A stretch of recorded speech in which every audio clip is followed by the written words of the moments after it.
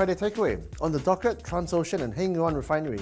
But first, the big global news. Markets fell and gold rose after President Trump's threat to unleash fire and fury against North Korea.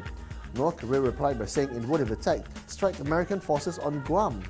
And now, analysts have said such statements have upped the chances of war, hence the reason the markets reacted the way they did.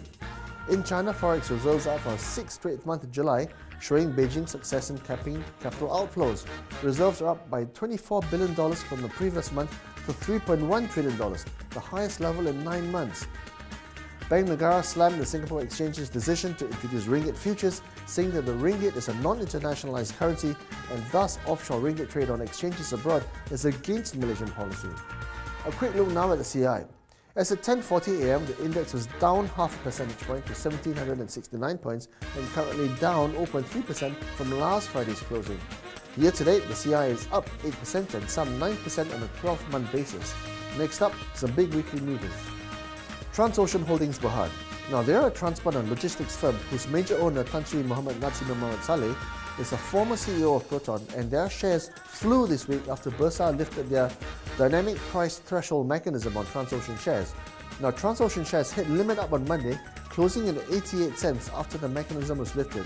Transocean is now up 114% year to date, but it trades at a massive 88 times earnings, having made only 208,000 ringgit in Q1 profits.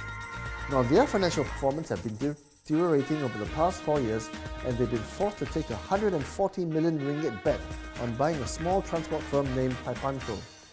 No call on the stock since it's a tiny 37 million ringgit market cap, and no fund therefore will be eligible to buy the stock, or even attract analyst coverage. But at these levels, it is fast approaching the 52-week high of 1 ringgit and 6 cents. Hengyuan Refining Company Berhad. Now, they used to be known as Shell Refining Co., but that changed after 51% was sold to Shandong Hengyuan Petrochemical Company for just $66.3 million. Hengyuan is Malaysia's #2 crude oil refiner. It recently approved 2 projects for a total of $160 million at the Port Dickson refiner.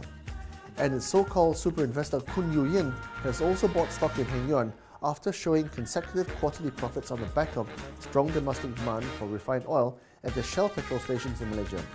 Excess capacity? No problem. They'll find a home at Hengyuan's own petrol stations back in China. Hengyuan is up 141% in 1 year and 40% in just 1 month. But refineries are expensive to maintain, which could hurt earnings, while so-called crack spreads, i.e. refining margins, are very, very volatile. And also that Shell sold control at just 1 ringgit 92 cents, which is a large discount, which many till today still find questionable. Hengyuan is a 2.3 billion ringgit company, but there's as yet no analyst coverage on the stock, although Kun Yu Yin thinks its value is probably near about 15 ringgit 93 cents, as well as the fact that Bursa Marketplace gives it a rating of 8 out of 10.